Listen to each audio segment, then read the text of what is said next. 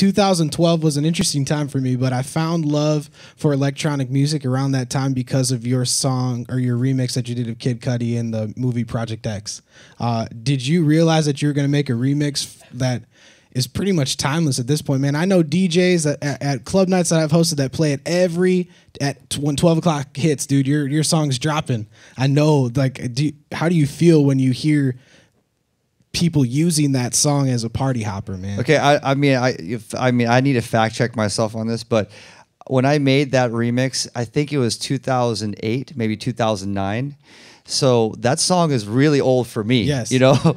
So when it came out, when Project X put it in their film, and they made it like the pinnacle, like, all right, this is the mega party scene, and then we're gonna make sure that this song is defining the party moment. And yeah, it gave it a whole brand new life. Like it was a second wave. And then when other DJs started picking it up, like you're saying, like I remember when I was talking to, like, I saw David Guetta playing in like 2013. I'm like, yo, this record's so old. Like, it's like, no, man, this is fresh, man. This is what, like, you know. And Hardwell was playing it and closing it with his sets, and other DJs were playing it out. And I was like, wow, you know, like that's the goal. You know, at the end of the day, as a producer, you want to make music that is timeless.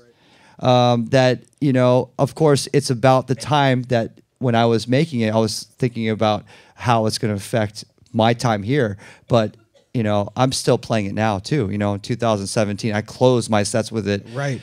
And it, like, you can see how it connects with people. It doesn't matter where you are, if you're in Taiwan or, you know, here in Portland or wherever the hell I'm touring. I could play the song and I see, like, you know, it brings them back to a place that they were like, yeah, I was turning up when I first heard this song, you know, with my friends or whoever I'm with, you know, so it's cool to see that. Right, right. So now moving forward, you got a song out right now that I put in my mix show since you dropped it with Louis Thomason from One Direction. Yeah. So what can we look forward to from you moving forward from Steve Aoki? What can we look forward to from you?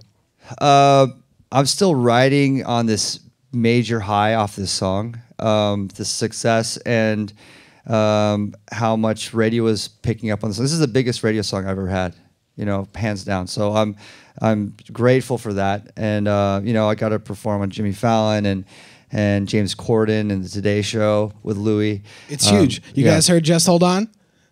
What? It's an awesome song. And I mean, he's such an incredible collaborator. So working on the song for the greater part of 2016 with him was a blessing. It was awesome to work with someone like him in the studio. And you know, we definitely plan on putting out some more tunes. There's no timeline, and we don't really want to set it up. We almost want to just drop it on people the way we dropped Just Hold On last year. Right.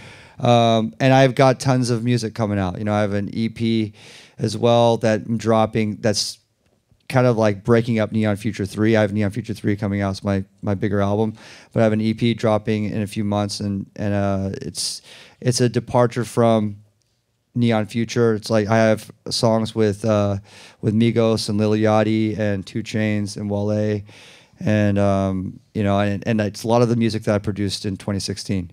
So that's awesome, man. It's going to be it's a turn up EP for sure. Woo, turn up with Steve Aoki. Hey, I want to talk to you about where caking started, because we have 4 cakes over here. This is a cake party. So where did it all start? Like, how did you start just caking people in the face at your shows? Like, break it down for us, because we're all wondering. Okay, so for anyone that's constantly playing shows, you always want to think about what defines your show versus another person's show.